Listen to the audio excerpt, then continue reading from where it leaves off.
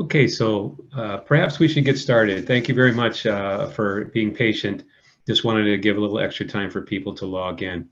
Welcome on behalf of Colonel Rockwell, Colonel Boyle, and Colonel Krug of the Corps of Engineers, Chicago, Detroit, and Buffalo districts. We'd like to welcome you to this presentation about the Great Lakes Coastal Resiliency Study, and especially the shared vision. That's the main topic of this. We're going to be talking about shared vision, and I'll talk a little bit more about it. But whenever a group of people have a common objective and they're working, endeavoring to do something, having a shared vision and kind of sorting that out. What is our vision for, when we're done with our work?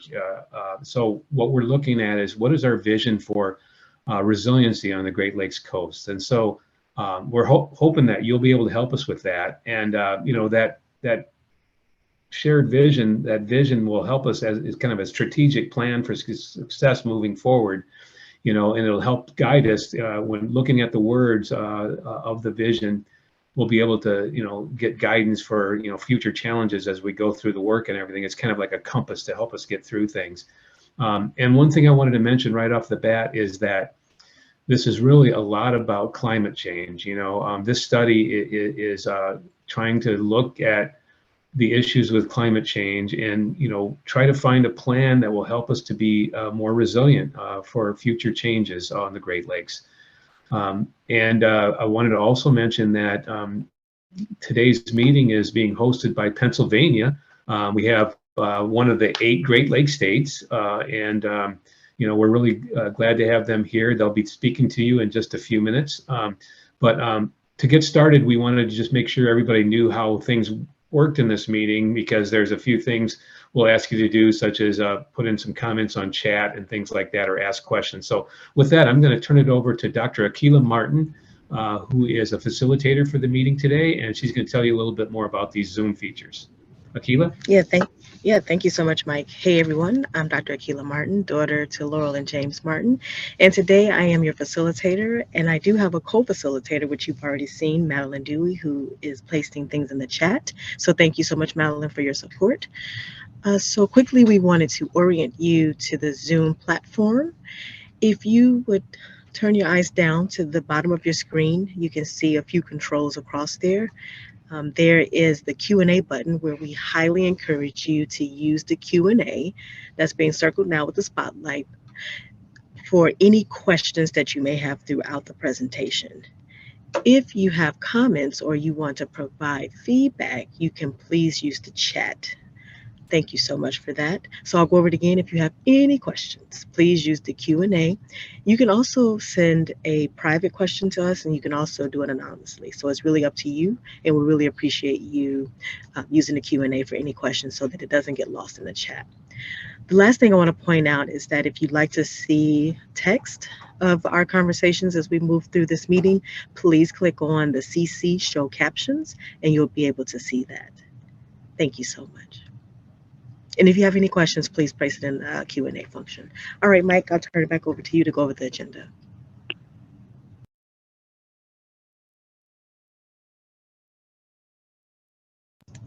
Mike, you may be on mute. Folks, I wanted to mention that this presentation will also be recorded, and it will be made available to everyone as well. And so we'll talk a little bit more about that. So yeah, here's the agenda for today. Again, we wanted to talk to you about the Great Lakes Coastal Resiliency Study and the good people of Pennsylvania. We're going to talk a little bit about the meeting logistics. Actually, we just did that. We're going to have an icebreaker exercise that should be interesting about the Great Lakes coasts. The state of Pennsylvania will make some opening remarks, and they'll make a presentation about their mission and their relationship to the Great Lakes Coastal Resiliency Study. And then the Corps of Engineers will take over and do some opening remarks and do a presentation about the study background and scope. And we'll also touch base on that shared vision, and we'll actually ask for your help with that, your input into the shared vision, because again, it should be shared. And if we all have the same vision for what we're trying to accomplish here, then we're going to be, it's our first step towards success. We'll talk about the major study product so you can kind of get an understanding of what to expect from this study. And then we're going to talk to you about the basin-wide analysis, which is a very basic part of the study. There will be plenty of time for questions and answers, so you can type questions in all through the meeting, as we mentioned, and then we'll get to them at that time. And also you can verbally ask questions at that time as well. And then we'll close down the meeting after that, tell you a little bit about the next steps from here. So yeah, the meeting is being recorded and is available on our website. And I'm just going to say that in case anybody's on the phone, www.lrd.usace.army.mil//GLCRS, Great Lakes Coastal Resiliency Study. Okay, next slide, please. Why don't we turn it over to Akila for a second here, and Akila can kind of talk a little bit about the meeting touchstones and expectations for this meeting. Thanks, Akila. Yeah, thank you so much, Mike. Hey, everyone, I'm back. So we just wanted to talk to you about how we'd like the meeting to go today. And so we wanted to talk to you about the meeting touchstones as well as the shared expectations. And these go for all of us that are on this platform today. And so I'll go over those really quickly with you. We'd love for you to be 100% present, prepared, extending, and presuming welcome. If you can, please mute or turn off your cell phones or any dings that are on your computer or phone so as to limit any distractions. We'd love for you to be aware of and allow for the difference between intention and impact as we go through our presentations. Please listen deeply and actively listen, and always be by invitation. We welcome you to ask us questions and provide feedback in the chat as well as the Q&A function. We really appreciate that. And we want you to identify any assumptions and suspend judgment. If you do have an opportunity to speak aloud, please limit that to 1.5 minutes so as we can have ensure that everyone has a chance to speak their piece and speak their truth. So at all times, please speak your truth. And when things get difficult, turn to wonder, knowing that you are making a significant contribution. And we want to emphasize to expect non-closure. We may not be able to answer all questions or respond to all comments, but know that in the future, we will do our best to get that to you. And then finally, keep the meeting moving forward and focused on the meeting purpose. We appreciate you sharing these expectations with us. Thank you. All right. And then we'll move to talk a little bit about the comments and questions, which we've already said a few times, but just to emphasize it one more time. So please use the Q&A functionality in the Zoom, which is at the bottom of your screen, to send us a question. You can do it privately and you can do it anonymously. If you have any feedback, input, chat, comments, please put those in the comment in the chat box, and we will respond to those during the question and answer session of this meeting, which will be in an hour or so. All right, so thank you so much, you all. Please do engage with us. All right, Mike, turn it over back to you. Thanks, Akila. Okay, so I wanted to talk to you a little bit about resiliency and what does it mean to the Corps of Engineers. And specifically, you can imagine that the U.S. Army Corps of Engineers looks into resilience because we have a mission for water resources all across the nation and the Great Lakes. And so we have to, we're concerned about being resilient as an agency for our facilities. And we define resilience as the ability to anticipate, prepare for, and adapt to changing conditions and withstand, respond to, and recover rapidly from disruptions. And you can see this little cycle here that represents this graphic cycle that represents our principles: prepare, absorb, recover, and adapt. And so it's a holistic approach that identifies threats, vulnerabilities, and opportunities in a way to try to prioritize, so that we can use the funds that are given to us by Congress to address what's happening, to protect our resources. When it comes to that prepare, absorb, recover, and adapt, prepare all the elements needed to be ready before, during, and immediately after a disruption or an event that's disruptive. It's planning, training, protecting. Absorb, to be able to endure a disruption with minimal damage, without losing normal functionality. Recover, to quickly return functionality. After an event, it may involve rebuilding and things like that, and so that in the future there's less damage from similar events. And then adapt, make changes that reduce negative impacts in the future. And that's really what it's all about. So it's a cyclical thing, as in a way to address resiliency. Next slide, please. And now that you heard, kind of what the core looks at resiliency, we would like to hear what does coastal resiliency mean to you? And we're going to actually do an exercise here. So Akila, go ahead and take over. Yeah, thank you so much, Mike. Hey, everyone. So I will read the link aloud, and Madeline will place the link in the chat.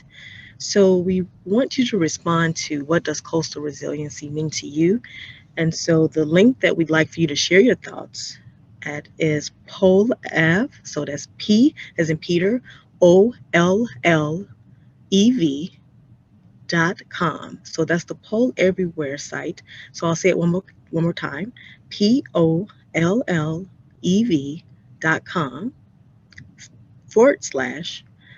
/Choice Guru 975, and that's spelled CHOICEGURU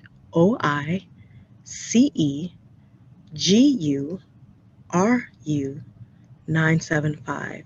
So that's pollev.com /Choice Guru 975. And if you're not on your computer and you want to use your phone, you can always text your response to, here's the number, 22333. I'll say it one more time, 22333. And then you would type in Choice Guru 975, and then whatever phrase, statement, or words you'd like to share for this particular question of what does coastal resiliency mean to you. What we've created today is a word cloud from your responses, and I will share my screen now so you have an opportunity to see the word cloud come alive. If you've never seen a word cloud or heard of that, it's basically input from participants such as you, and the words that are frequently frequently used will get larger on the word cloud and show that they are the ones that most people are typing in, and the ones that are not as frequent will be smaller. What we will do is we will share out these word clouds that we're doing at all these different meetings, as well as the statements, phrases, and words that you all are using to tell us how you feel about the Great Lakes coastal resiliency. So, all right, I'm going to share my screen so that we can see the word cloud together. All right, there it is. Thank you all. Let me know if you can see my screen. Feels like I'm sharing it. We're good? Okay. All right. So it looks like coastal. As I was saying, the words that are more frequently used would be larger. So it looks like coastal, impacts, ability, communities are being frequently input into the system. And we just want to thank you so much for participating in this engagement activity with us. I will leave this activated for the duration of this meeting. You can input multiple responses at your leisure, and we really appreciate your time. So thank you. And I'll turn it back over to you, Mike.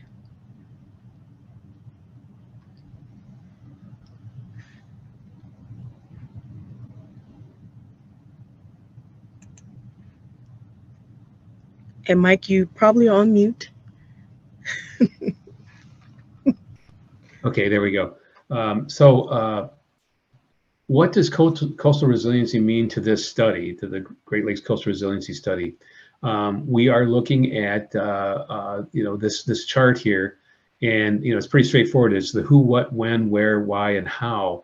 And we'll go through these just real quickly. The who is the people, the communities, the infrastructure, the habitats, the recreation facilities, anything that's on the Great Lakes, the coast of the Great Lakes. Those are the things that the who when it comes to resiliency. What? We're concerned about variable water levels. It was only been a couple of years ago that we had high water levels that caused a lot of problems for people. Ice conditions are changing, and we want to understand the what under a range of possible climate change scenarios. And we're studying that. We'll tell you a little bit more about that as we go. But this really is about climate change. There's lots of changes going on out there, and we need to rather than sit pat and just watch things happen, we need to prepare for the future. And when will we do that? What are we concerned about for resiliencies, both short and long term? You know, the where is pretty straightforward. Again, we're engaged right now in looking at a resource analysis of all the resources of every type you can imagine on the Great Lakes coast. And we'll tell you a little bit more about that as we go as well. But the where is pretty straightforward. The why, not so much. You know, why are we doing this, or what are we concerned about? This is where we need your help, and I think is the one that's the most open for interpretation and input. And then how will we do it? Once we sort of get an understanding of what needs to be done for resiliency, there's many ways of making that happen in action. You know, mainly to understand and promote a shared responsibility. You know, identify a range of different types of actions at all levels: federal, state, local, and personal, the public, that sort of thing. And then we want to be able to guide regional investment. When you're spending limited amounts of funds, you want to make sure that you have an understanding of what the risks are to that type of investment on the Great Lakes coast with respect to the possible range of climate change scenarios. So we're going to be updating this as we go. The why and where the star is there, and especially with feedback collected today on the shared vision. So we're going to go to the next slide, and at this point in time, right. I would like to the state of Pennsylvania. Oh, actually, Akila, go ahead and you can introduce. Sorry. Yeah, no problem. Thank you, Mike. So thank you, everyone. I'd like to welcome to the stage Stacy Box, who is the program manager for the Coastal Resources Management Program, to provide the state's opening remarks. And then following will be Matt Waldron, who is the Coastal Resource Specialist, Coastal Resources Program, that will provide the state's presentation. So welcome, Stacy and Matt. We really appreciate you sharing space with us today, and we're excited to hear all that you have to share with us. Welcome. Thanks, Akila. Thanks so much for having us today. But good afternoon, everyone. As Akila said, my name is Stacy Box, and I'm the program manager for Pennsylvania's Coastal Resources Management Program. I want to thank everyone for joining us today and for giving us your time and attention for this workshop. This is the second of 9 workshops being offered over the next week. And while this workshop is hosted by Pennsylvania, you're welcome to attend any or all of the workshops being offered, but we're happy you're here with us today. More information on the Great Lakes Coastal Resiliency Study and future workshops will be provided during the presentation today and is also available on the project's website. If you haven't already done so, I know we'll be sharing, and when I say we, I mean, I know Matt has it in his presentation, but I know it's also in the presentation from our friends at the Corps as well, how you can find the website and follow along with our progress. As also mentioned, I'm joined today by Matt Waldron, who has been involved with this project since the beginning. In a few minutes, Matt will be sharing, again, some background on the study and explain how Pennsylvania is participating in it. Since 2022, coastal program staff from all 8 Great Lakes states, along with the Army Corps, have been working towards a common goal of a shared vision and an inclusive basin-wide analysis, as well as tools for our coastal communities. We're still very early in the process, and we welcome your thoughts, comments, and questions to help us better shape our study. We're here today with our partners at the U.S. Army Corps of Engineers who are leading the study, and they'll share more in-depth information about the study and what will come from it, as well as collect your input.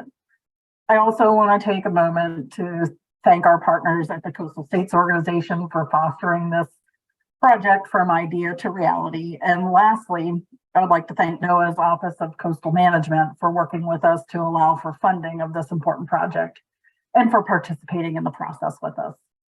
And so with that, I'll turn it over to, am I turning over to Matt or am I turning it back to Akila?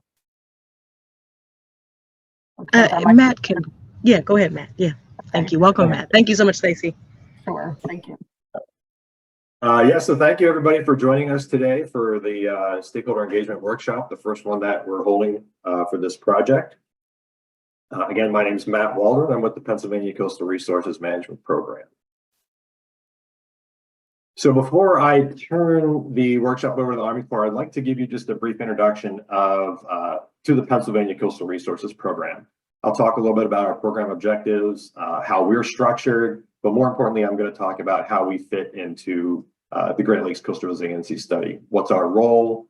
And then wrap up with a discussion of what we're expecting to get out of the study from Pennsylvania's perspective, and then what sorts of activities we're going to engage in to try to implement the study recommendations. Go ahead, advance the slide. Okay, so first a little bit about who we are. The Pennsylvania Coastal Resources Management Program is a natural and economic resources program. We deal in both areas within the Pennsylvania Department of Environmental Protection. We were established under executive order by Governor Thornburg back in 1980, and we're federally funded through the National Oceanographic and Atmospheric Administration through the Federal Coastal Zone Management Act. That's kind of a mouthful there. Our work is primarily focused within Pennsylvania's two coastal zones. We have the Lake Erie Coastal Zone and the Delaware Estuary Coastal Zone, those two small areas on the map. Today, our geographic focus is very small. Today, it gets even smaller because we're really dealing just with the Lake Erie Coastal Zone. Go ahead, Vance, yeah. As a program, we implement 34 individual coastal policies that are arranged into these 11 different categories or policy focus areas that you see here. We do that through a combination of pass-through grant funding for individual projects. We do conduct some of our own in-house technical projects, both on our own and in collaboration with other state, federal agencies, local jurisdictions. And we also conduct reviews of federal activities through special authority that's given to state coastal programs under the Coastal Zone Management Act.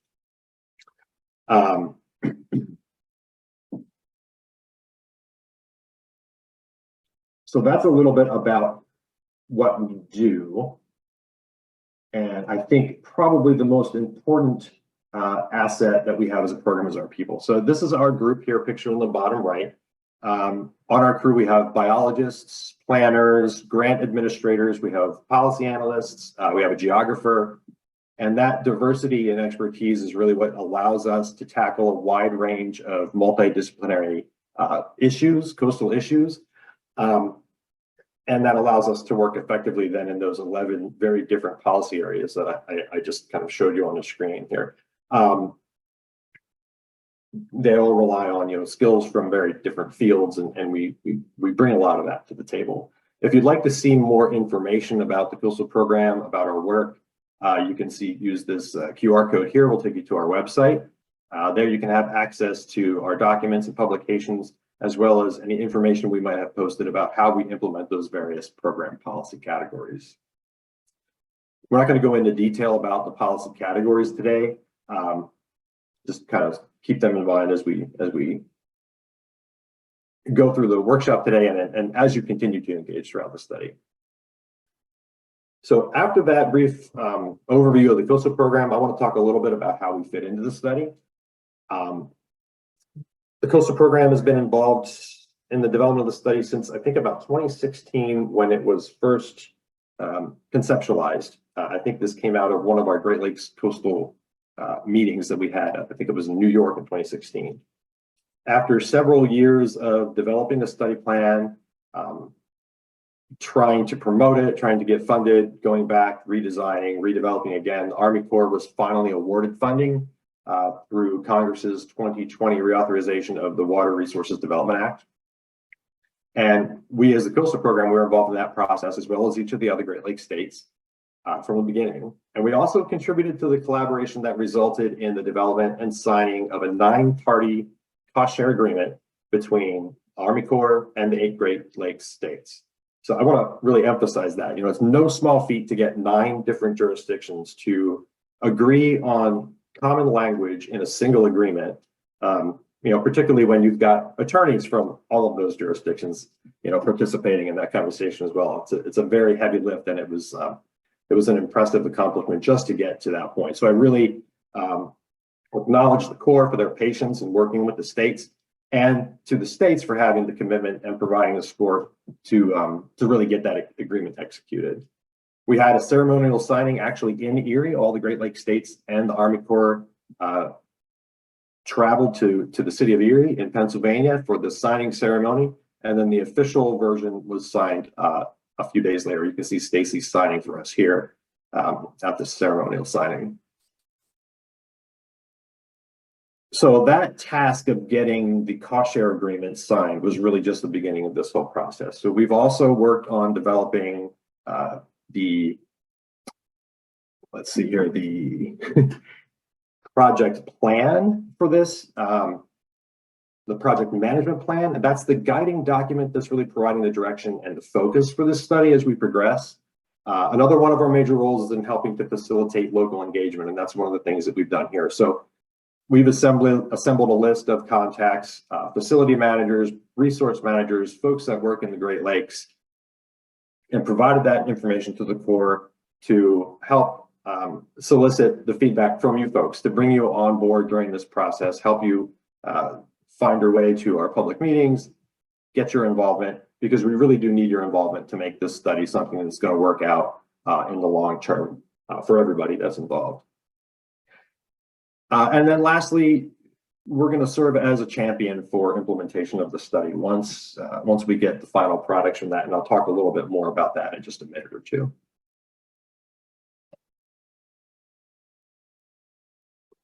So what exactly will the study produce? And I know the Army Corps is going to talk a little bit more about this in more detail than I will, but just to introduce it, it's a basin-wide study, so it has a huge geographic footprint, the entire Great Lakes system.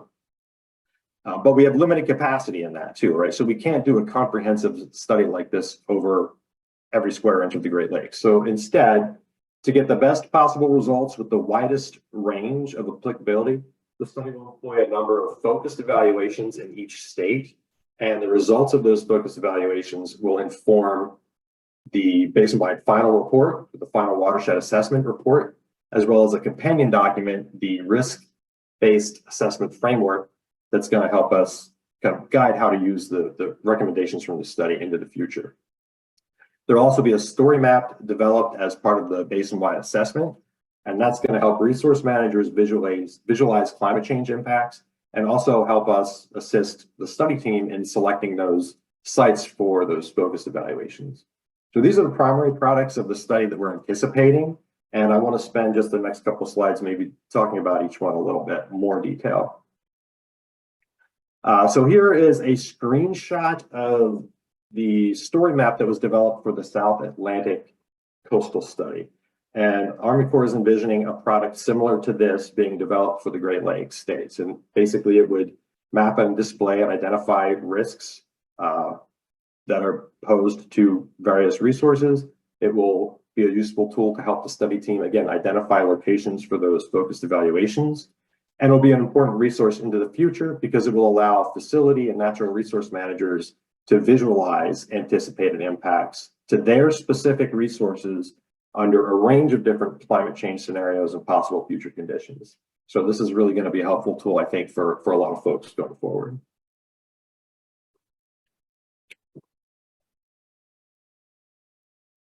So the information that's collected at the whole basin scale and other external modeling results, including the focused evaluations, is then going to be used to create and produce the Great Lakes Watershed Assessment. And this is the main report version that's going to come out of the study. Again, the Army Corps envisions this report looking very similar to what the report came out of the South Atlantic Coastal Study, which was completed just in August of 2022.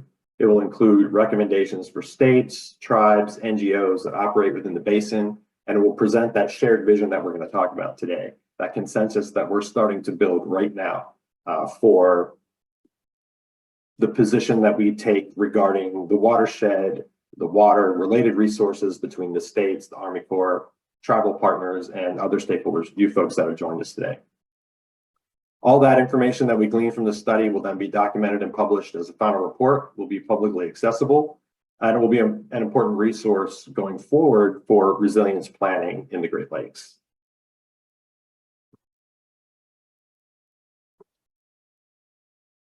The last product that I'll mention, and in my opinion, this is the most important product, or the product that I'm looking forward to the most, I'll say, coming out of this, is the risk-informed decision framework.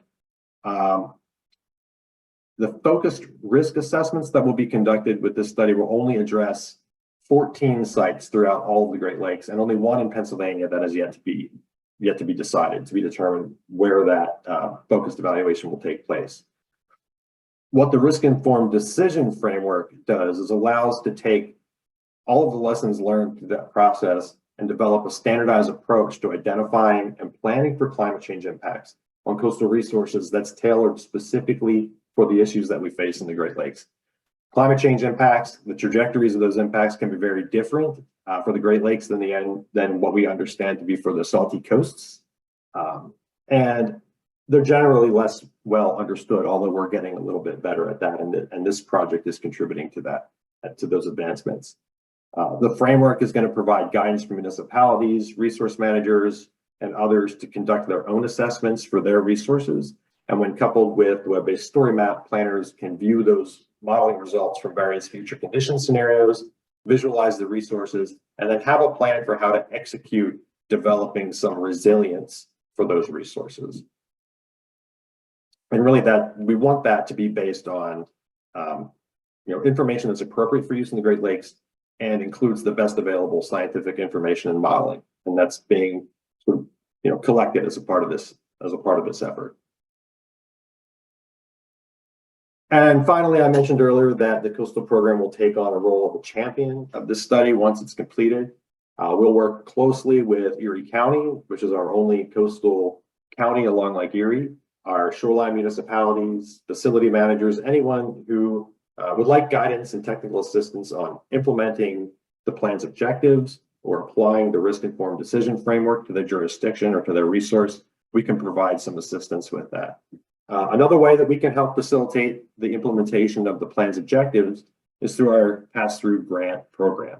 So every year we provide grants to municipalities, nonprofits, to academia for planning projects, for engineering and design, on the ground projects. Occasionally we do fund construction, research, education, all these things. If a grant proposal supports the objectives and recommendations that come out of any watershed study, we already have built into our scoring matrix a way for them to get some extra points for that towards competing for the grant funding.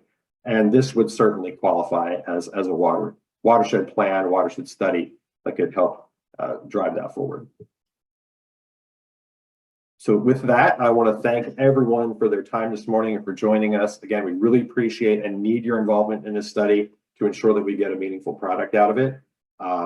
And I think at this point, you can use these QR codes, which I think you'll see several other times today, to subscribe for our updates from the Army Corps regarding the study, or visit the website specific for the study as well. So with that, I will turn this back over to the Corps.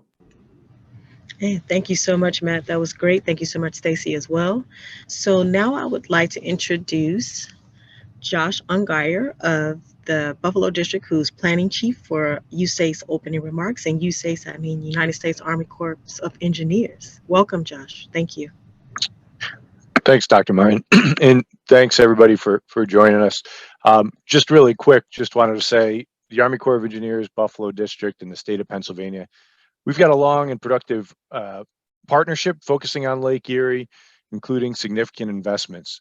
One of those we've worked on is Presque Isle, right, which is a great example of coastal resiliency, even that we've been working on together even before the term coastal resiliency was widely used. So, we're looking to do more of that, and this study is an important next step to look into the future, to identify opportunities to partnerships, threats to coastal resiliency, and pursue those. And lastly, I just really want to emphasize thanking everybody for their time and participation in today's meeting. And I'll hand it back to you, Dr. Martin. Thank you so much, Josh. We really appreciate those words. So now I'd like to welcome Mike Padilla, the project manager for the Great Lakes Coastal Resiliency Study, to present the study background. Welcome, Mike. Thank you. I'd like to tell you just a little bit about the study. And so you can see this map here of the Great Lakes. There's 8 Great Lakes states that surround the Great Lakes on the American side. Also, the Great Lakes are adjoining Canada. And I just wanted to mention to anybody that's interested is that we are coordinating with this study that we're doing with Canada. Coordinating with them, we won't actually be doing any work on the Canadian side, as you can imagine, being a U.S. government. But we are coordinating this study with them, so not to fear that they're interested, and we want to make sure that we collaborate and coordinate with them as we do this study. You can also see on the map that there's some color coding of the districts of the Corps of Engineers. There's 3 Great Lakes districts: Chicago, Detroit, and Buffalo. You can see them on the color coding there.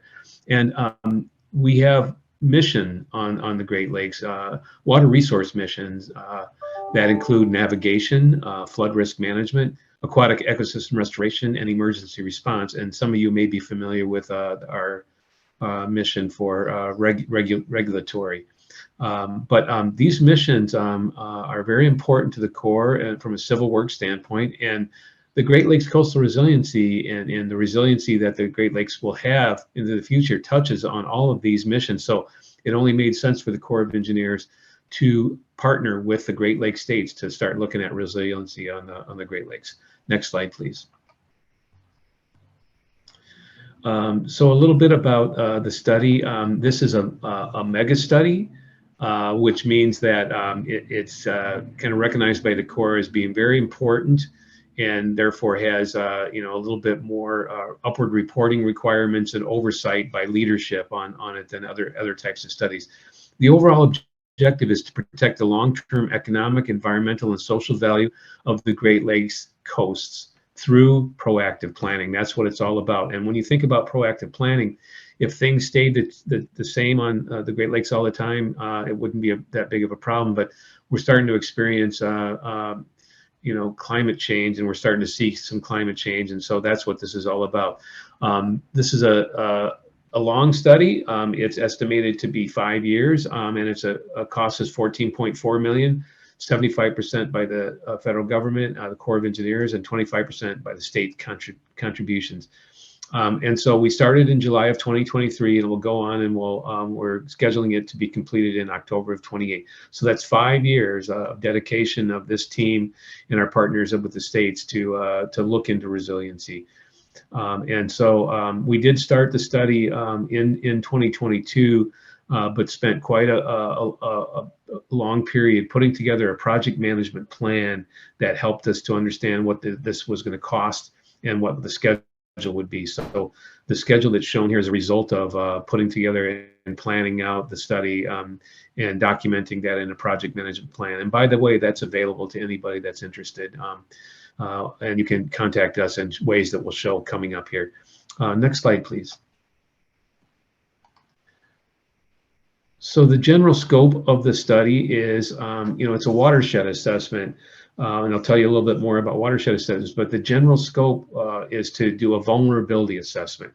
Identify the coastal areas that are already or likely to become vulnerable to future flooding, erosion, and accretion. Accretion being where material like sand and sediment moves around into places where it may be unwanted. Resilient actions. We want to identify actions that could be done to address vulnerabilities and improve resiliency and adaptability of the resources on the coasts. We want to, the scope includes coming up with a plan, a coastal resiliency plan, to identify strategic recommendations that can be used for prioritization of future investments to improve coastal resilience. And so where should we spend our money to make things more resilient? We're going to come up with a plan to help people make that decision. Next slide, please. This is a collaborative approach. As I mentioned, the 3 districts of the Corps of Engineers and the 8 Great Lakes states, but we've done a lot to engage with the tribal nations on this, also to engage with federal, state, and local agencies to get their input on the study. And one of the reasons we're here today, meeting with the public from Pennsylvania, is that we want input and participation from those that live, work, and recreate on the Great Lakes and Pennsylvania And so it's really a collaborative effort, and the more input we get from folks, the better the study is going to be. Next slide, please. So one of the things that you may ask yourself, and that communities are asking themselves when it comes to climate change, and it's only been a couple of years since we had high lake levels on Lake Michigan and Huron and a few other of the other lakes as well. Why is my favorite beach underwater? In Chicago, there's some beaches that used to be there that were extremely well attended that are just not there anymore due to high lake levels. Effect on tourism in areas on local business, fish habitat loss. Fisheries is a huge resource for the Great Lakes. Flooding. People are always concerned about flooding, and we saw some recent flooding occurring. When it comes to navigation, is my boat going to bottom out? Can I get through the areas that I need to go where I used to go? The navigation industry, if the lake levels are too low, you have to a light load. You can't haul as much material as you would with high water levels, and so the cost for shipping increases and makes your business less economical. And other types of effects. These are kind of things that people are concerned about, that we hear questions about all the time, and that we need to address through resiliency efforts. Next slide, please.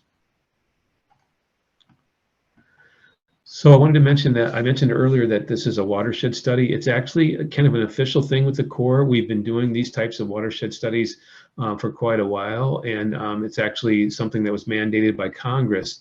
We're following this engineer regulation that's shown here, and it's a watershed assessment, which means we want to develop and document a few things here. One is a shared watershed vision, which is what we're going to talk to you about here today, and a little bit more here in a few minutes.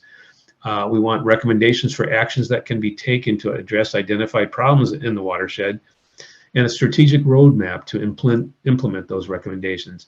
And so this is kind of a timeline shown here. I mentioned that we signed a cost share agreement with the Great Lakes states. We accomplished that, and we developed a project management plan that writes out the scope, the schedule, and the budget for this study. We've accomplished that as well. And right now we're working on the shared vision milestone. Again, when we have this work ahead of us in a collaborative approach, we want to make sure that we have a shared vision of what this should be all about, and that's going to help us to get through this. So that's our first milestone, of which today you're helping us with that. After that, after we do more work and the timeline goes on, we'll come up with a recommendations milestone where we actually have some concrete recommendations from our study that we would share with the public and with stakeholders and with anybody that is interested and can help us to polish it to be a final. And again, that final milestone is the final report. And I think Matt mentioned it, that they're really looking forward to these documents that can be actually used on a day-to-day basis to help them make decisions on resiliency on the Great Lakes. Next slide, please. There's lots of opportunity for engagement during this study. As we move forward, right now, we're in quarter 2 of year 2024, starting on April 1 is quarter 2. We're having shared vision meetings with the tribes and federal agencies. We're also having shared vision meetings with the public. There are going to be 9 public meetings. And this color coding down there, the public coordination update meetings, that blue color, you can see the blue bands as you go along the timeline. We'll be doing study progress briefings where we basically present the progress we've done, and we'll be doing that on a regular basis. It allows you to see what we've done on the study and also ask questions and provide input. And then we're also going to have a basin-wide analysis meetings. We'll talk a little bit more about the basin-wide analysis, but the bottom line is that we look at what are the resources out there, and then we compare that to what the future range of conditions are on the lakes, and we do an analysis to see, hey, are things going to be okay, or what do we need to do? As we go forward, we'll then also have a briefing for the draft recommendations, and that's going to include an 8-week public review period where we would ask the public and you folks here to tell us what you think and what we've come up with, and do a critique of that.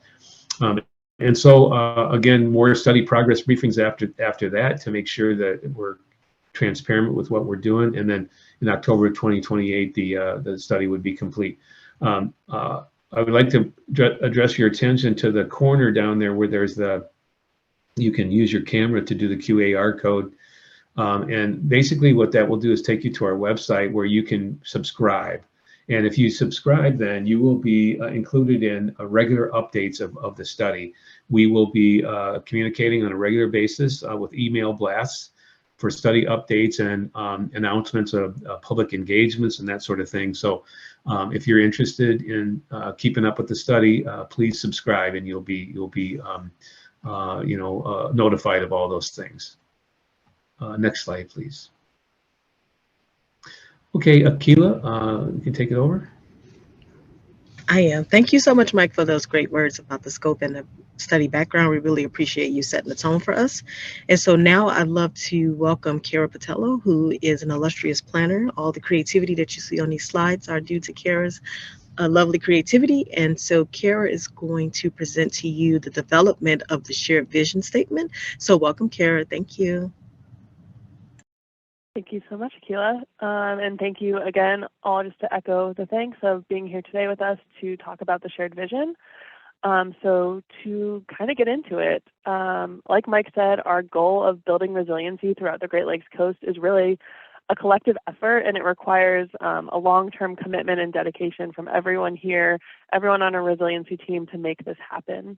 And so we're here to talk about the shared vision statement because this statement is going to be serving as our guiding principle as we move throughout the various stages of the resiliency study over the next 5 years. So 5 years is kind of a long time. And this shared vision statement will keep us on track and really ensure that everyone that's involved in the study is aligned around that common purpose. But we don't want this shared vision statement just to be for our study or for our project team. We want it to really resonate with everyone who lives and recreates and cares about the Great Lakes.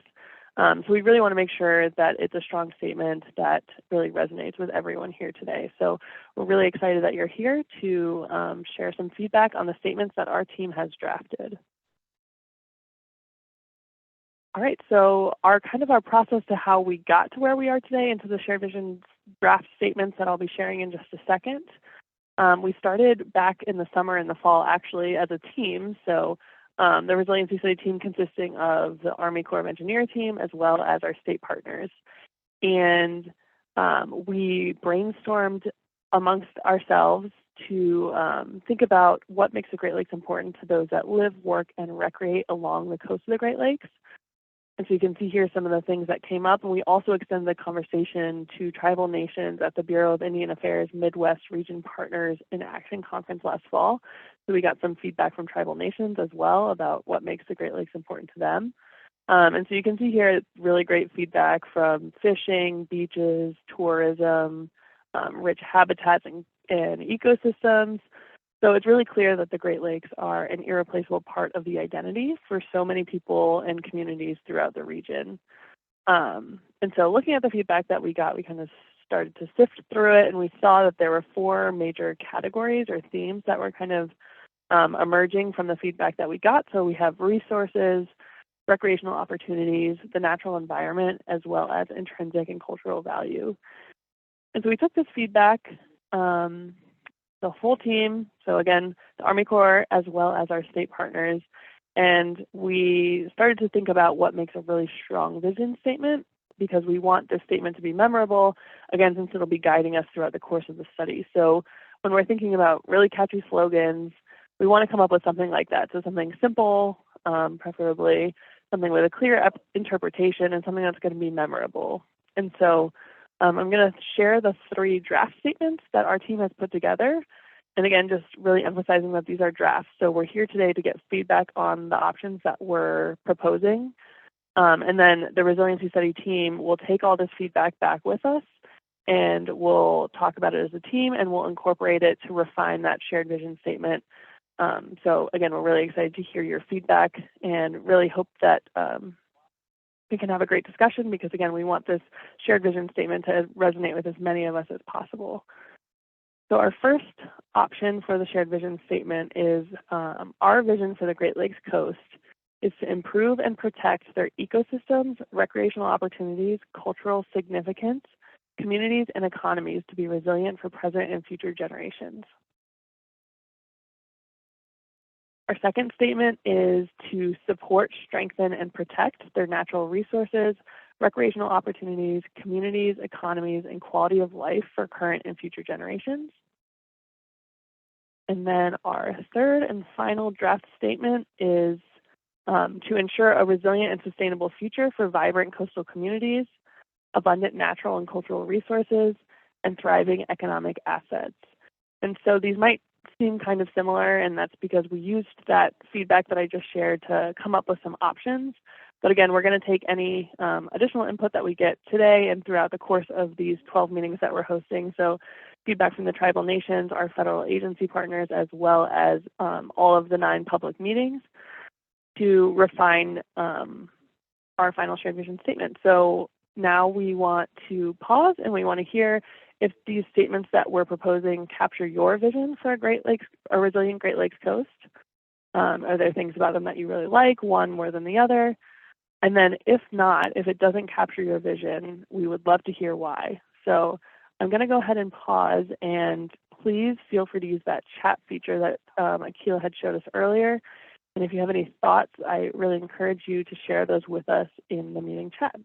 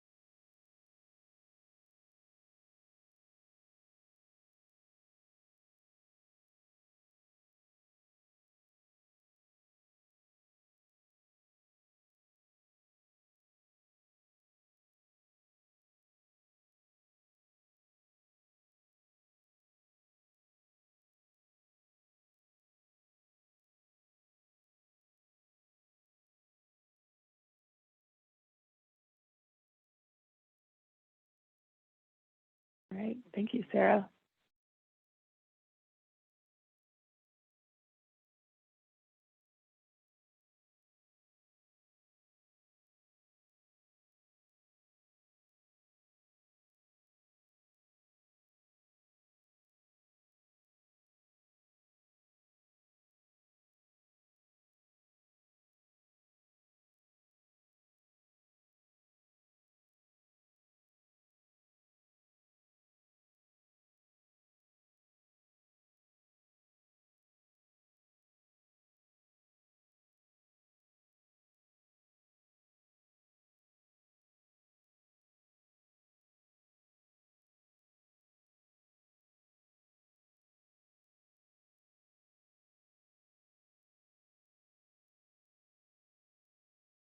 All right, yeah, and any other comments, we still really encourage you to share them with us in the chat.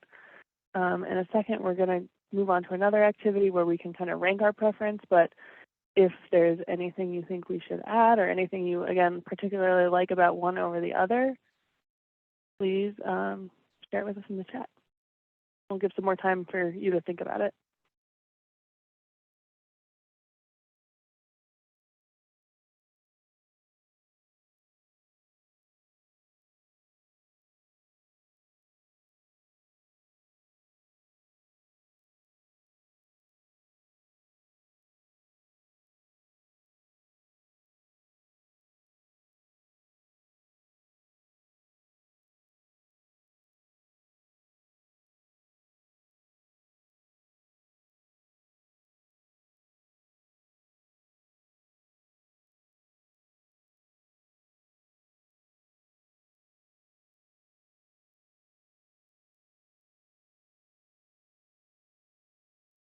Yep, John, totally fair. If you need more time to think about it, we and you want to come back to another one of the future meetings, we'll be doing this activity at all of the public meetings. So if you want to come back and share your thoughts then, definitely encourage that to anyone who's here today. Or if you have someone that you know that you think might want to participate and share their thoughts, again, our full public meeting schedule is on our study website. We'll share the link to it several more times, I think, before the end of this meeting.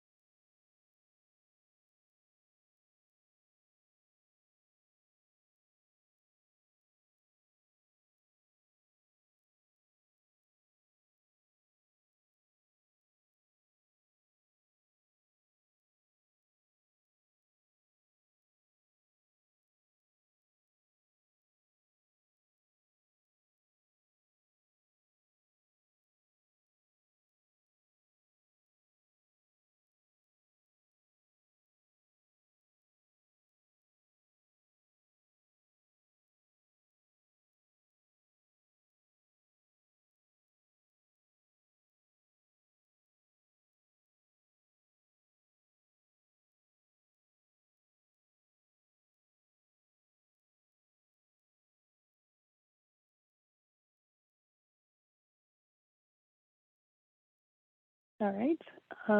Yep, so if anything else comes to mind about these 3 shared vision options before the end of the meeting, feel free to put it in the chat and we'll make note of it and take it back with us as we refine the statements.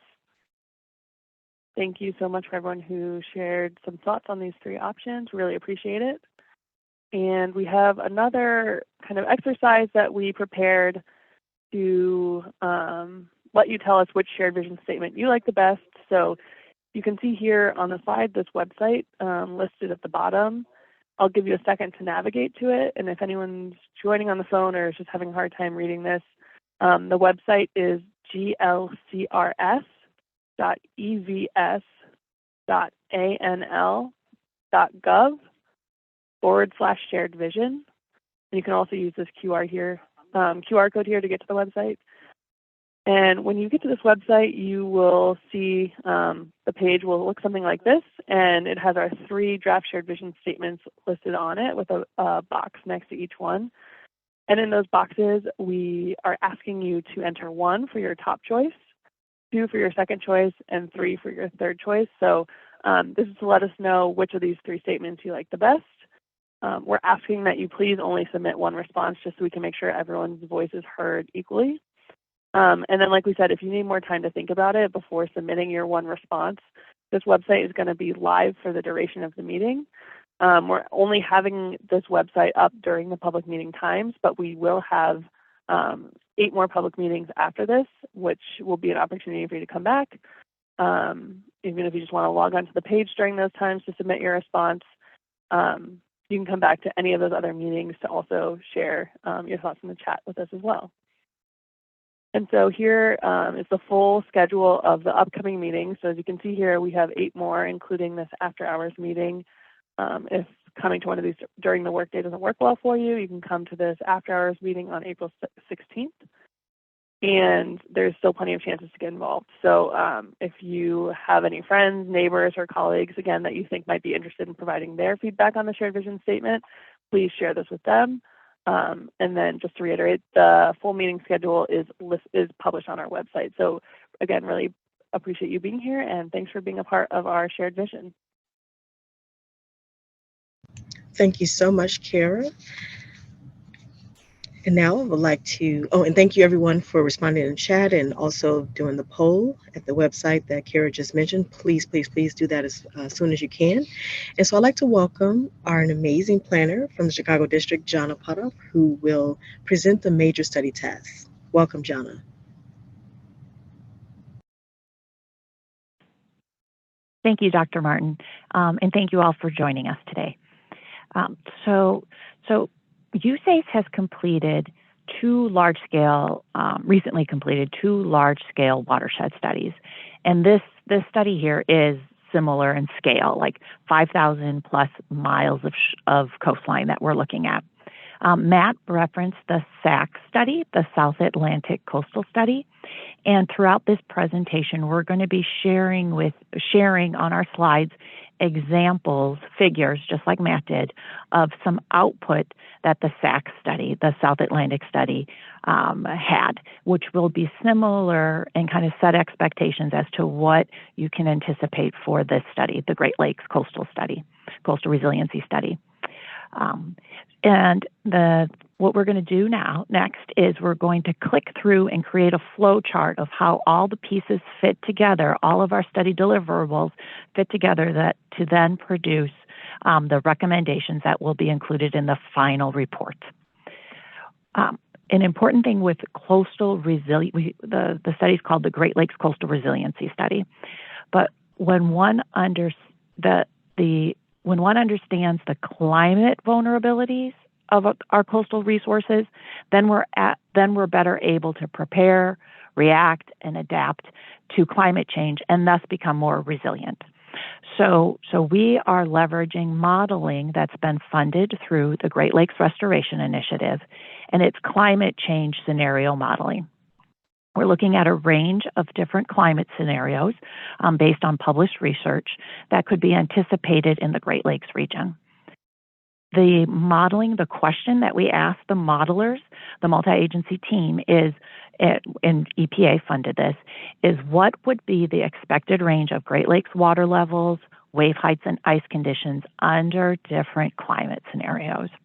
The study team is comprised not only of the Corps of Engineers Research and Development Center, the Core 3 Great Lakes districts, but NOAA, Cornell University, University of Michigan, and USGS. We have stakeholder coordination on a quarterly basis, and the results of this modeling is going to be posted on two publicly available websites. If you subscribe to this to this project website, the Resiliency Study, Watershed Study, we will be blasting out emails to subscribers when this output from the modeling effort is posted online. Going back to our flow chart, so that climate scenario modeling, we're going to take a few of those scenarios and then we're going to conduct a GIS analysis.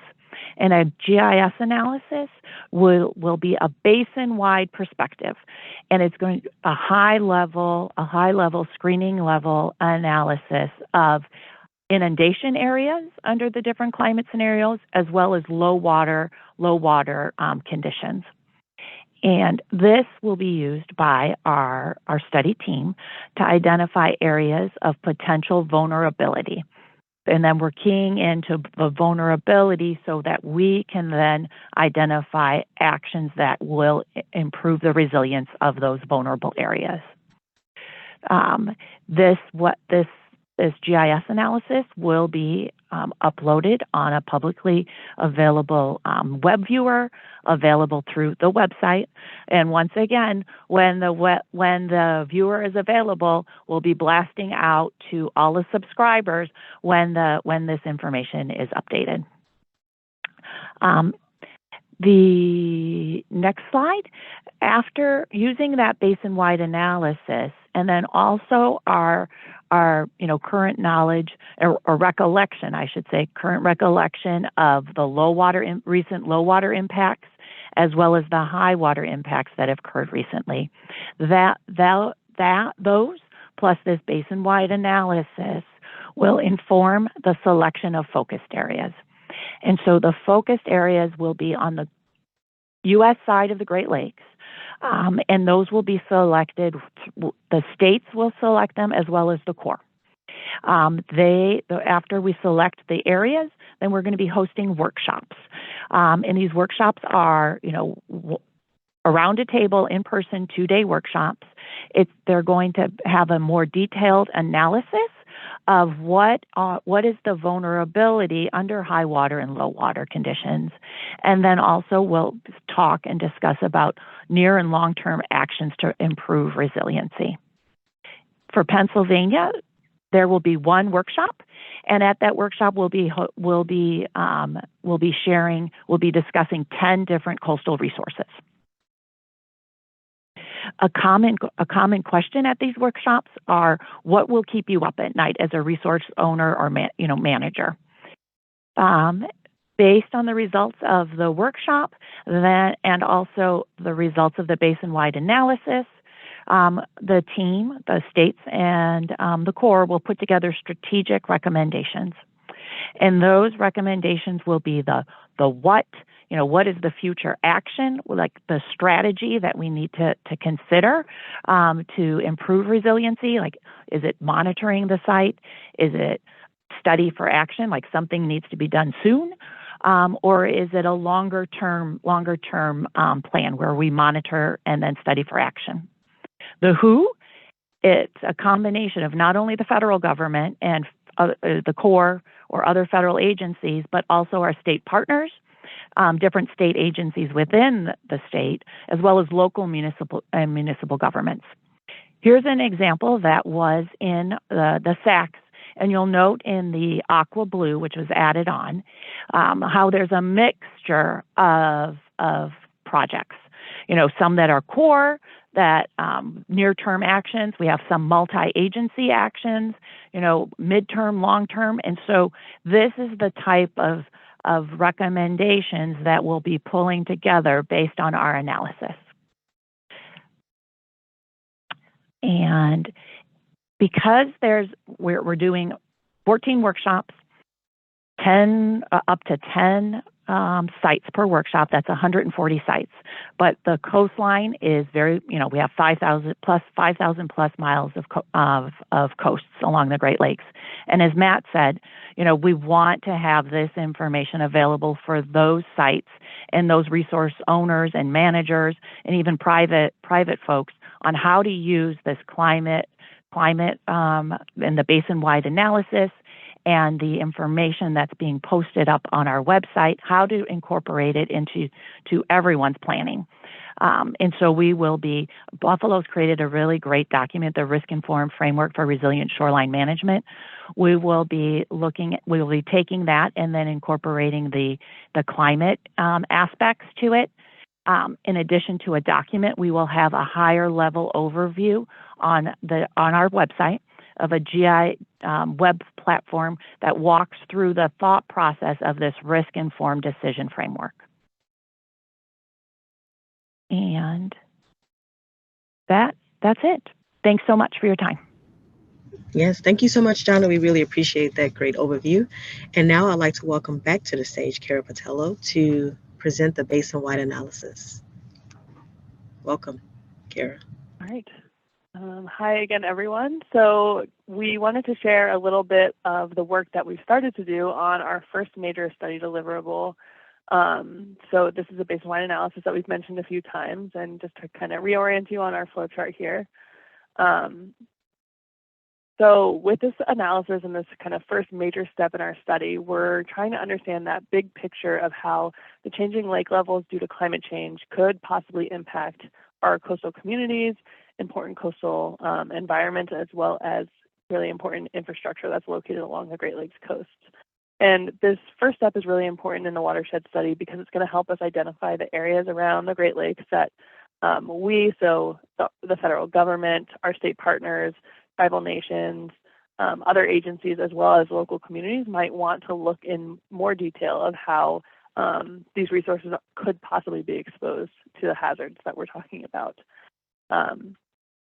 And so since we're looking big picture with this basin-wide analysis, we're really sticking to data sets that cover the whole study area. And this is to ensure that our analysis is consistent across the board. So we aren't really at this stage of the study incorporating local or state data sets. We're really looking big picture, basin-wide, comparing apples to apples across the entire Great Lakes Basin. And so to get started on this, the resiliency team worked with engineers, planners, scientists, and cultural resource experts at the 3 districts working on the study, so Buffalo, Detroit, and Chicago, to help identify resources that we thought were important to include in the study. And then we also worked with our state partners on this, and that was really beneficial because each state brings their own unique perspective and insight, and they also do a really good job of representing what the folks in their state really care about. So together we came up with over 100 different coastal resource layers that we thought would be important to include in the analysis.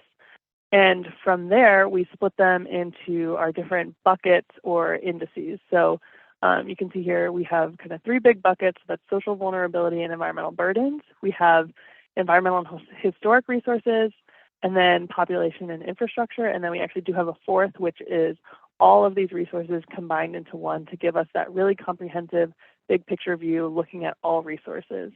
And I'm going to get into some more information about what's included in each of these buckets in just a bit. But after we build out these indexes, so we're still in the process of we're still working on this, still in the early phases, but once we get these indexes developed, we'll combine them with the hazards. And for this study and this analysis, the hazards we're looking at are those high and low water levels under the range of possible climate scenarios that Jana was just talking about. So this analysis will hopefully really give us a good understanding of where there are important resources along the coast that may potentially be at risk and need to be studied further. So the first index that we're going to take a look at is the Social Vulnerability and Environmental Burdens Index. And when we start to think about building resiliency along the coast, it's really important that we recognize that, as I'm sure you know, individuals that are exposed to environmental burdens or groups that are socially vulnerable, they may be disproportionately impacted by hazards. And so to incorporate this into our analysis, we're using the Environmental Justice Index, which was developed by the Centers for Disease Control and Prevention, the CDC. And this is a really great data source that includes 36 different indicators that are combined and compiled to identify areas that are highly burdened. And so in their analysis, they include considerations about environmental burdens. So you can see here things like air pollution, water pollution, as well as social vulnerability. So that's things like socioeconomic status, minority status, those types of things. And the third category that they have in their index is health vulnerability. So they have data about pre-existing conditions. And this is all combined together to help us have a better understanding of where those concentrations of environmental burdens and social vulnerability are and where that might intersect with the hazards that we're talking about. And then in addition to that, to respect tribal sovereignty and self-government and to fulfill federal trust and treaty responsibilities to tribal nations, the land within the boundaries of federally recognized tribes will be designated as being socially vulnerable in our analysis. And so for that, we'll be using the U.S. Census Bureau's tribal census tracts, and that will kind of build out our social vulnerability and environmental burdens index. All right, so our next important category of coastal resources is our environmental and historic resources. And so these are very important resources as well throughout the Great Lakes coasts. And so we have protected and managed areas that we're going to be looking at. So that includes both national and state parks, wildlife areas, the National Register of Historic Places, marine protected areas, all those types of conservation managed protected areas. And then we also have data for the different habitat types along the Great Lakes coast. So wetlands, forests, grasslands, we'll have all of that data incorporated. And then we're also including any GIS data that we have available for tribal resources to do our best of representing the significance of the tribal resources. And so we've been coordinating with tribal nations over the past several months to see what data we could locate ourselves, and then if they had any additional information or additional GIS data that they wanted to share with us to incorporate into the analysis. But we also recognize that the type of analysis that we're doing has some limitations, and there may not be GIS data for several different important tribal resources. So we're acknowledging that limitation of the type of analysis that we're doing, but working with the tribes to see how we can best incorporate any information that they have that they would like to share with us. And so the last index that we're going to look at is the population and infrastructure. So this is, again, really important for the federal government, for states, as well as communities. So we'll be looking at different critical infrastructure, and for that, we're going to be using the Department of Homeland Security's critical infrastructure sectors to help us identify those resources. And so that's things like roads, power plants, water treatment facilities. And so we have GIS data for several of these categories. We're also looking at community resources. So that's things like schools, parks, and then important community economic assets. Again, working with tribes to see what they have, if they would like to share stuff with us, doing QA/QC on the data that we have to make sure tribal resources are accurately represented. And then we'll be factoring in population as well for our population and infrastructure index. So we're still pretty early in this part of the study and the study in general, but making progress on the basin-wide analysis. So we just wanted to kind of introduce you to that concept and give you a little bit more details and understanding about the resources that we're going to be considering and including in the analysis. We're planning to host a public meeting in the fall to provide the public with a study update on how the study is going, but we'll include a lot more details about the basin-wide analysis at that point when we'll have more to share with you. And then as far as the results, we're targeting summer 2025 to share the results of the analysis. So we really hope that you continue to stay involved, and we'll have more to share next time.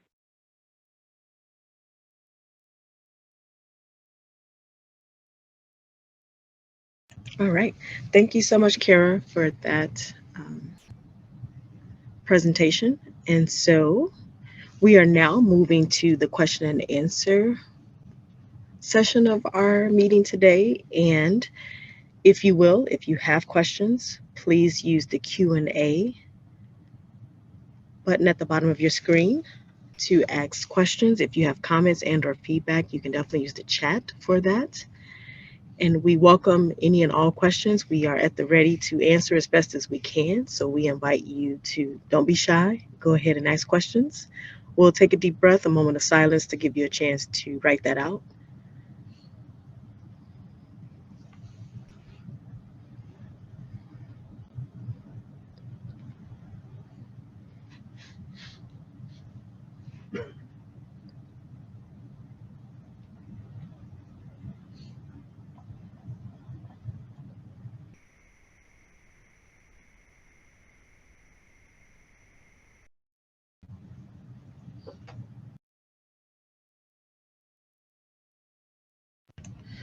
So I see a question in the chat from John. Thank you so much. And John is asking, are there dates set for upcoming workshops? And this can go from USACE to Pennsylvania, whoever wants to respond. If you want to come off mute or write in the chat, either one is fine. So this is Jonna Potoff. The workshops, they will begin in late 2025. The basin-wide analysis will inform the locations, will inform those places that are vulnerable. And so using that information, that GIS analysis, the states and the Corps will be selecting their sites. And Kara's last slide, she mentioned next year, 2025, is when we'd be sharing the basin-wide analysis summer. And so after that, we would begin the workshops.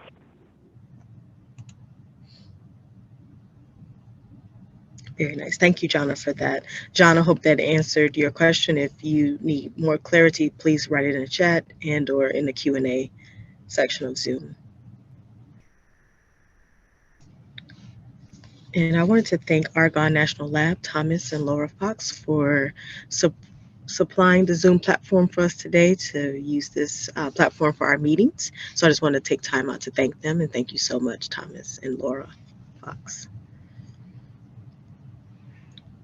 All right, we'll still take a moment to allow you a chance to write any questions. As I said, we're at the ready to answer those, so please don't be shy.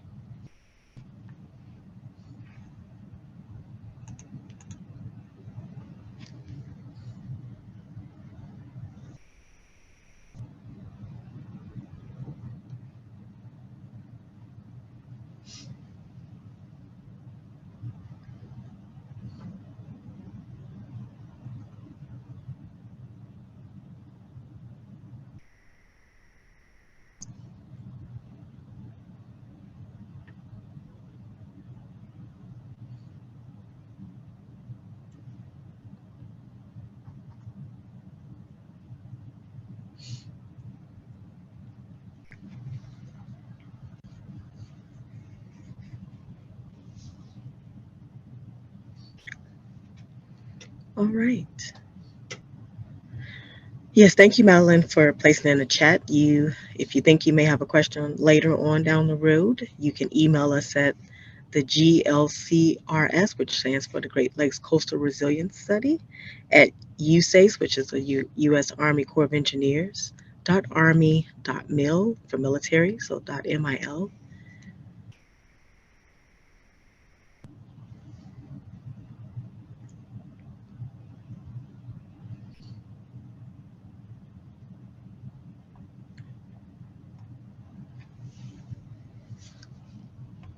All right. I'll ask Stacy, Matt, Kara, Jonna, and Mike, are you willing to wait a little longer, or would you like to move forward to the next slide? Let's move forward on the next slides, and then after that, we will stay around for any questions that may be come up. Sounds good, Mike. All right, so I'd like to welcome John Baggio to the stage. Welcome, John. John also does great creativity with the slides, so thank you, John. We really appreciate your support and help. So take us away, John. Thanks, Akila. So when we were scoping the study, we wanted to have a local community focus. So we built in several study progress briefings for the public. We have 5 study progress briefings throughout the next 5 years of the study. And this one is the second of the 9 public shared vision meetings. 8 of them are hosted by our state partners who are cost share partners of the study, and 1 will be hosted by USACE Army Corps of Engineers as an after hours public meeting. Next year, we'll be presenting the basin-wide analysis results in 5 public meetings, 1 for every lake. And in late 2027, we'll have a public meeting for the draft recommendations, followed by an 8-week public review period. So this is a lot to keep track of over a long period of time. So we encourage you all to subscribe to our mailing list, where we'll be sharing public updates for any future engagement. And we will also share the final shared vision statement on our website, and we will alert subscribers to our mailing list. Thank you so much, John. Appreciate that. And so now, any final words from Stacy, Matt, and Mike, and/or Josh? We're welcome to do that now. And thank you all for sharing space with us today. We really appreciate your time. Thank you. I'll just echo our thanks for everyone who joined us today. We appreciate your time, and also for our partners in this study at the Army Corps of Engineers, Dr. Martin, for your facilitation today, and look forward to continued work with you. Thank you, Stacy, and I just want to say the same thing. Thanks everybody for participating today. Your input is greatly appreciated. We'll keep you apprised of what's going on, especially the our deliberations and final decisions on the shared vision statement.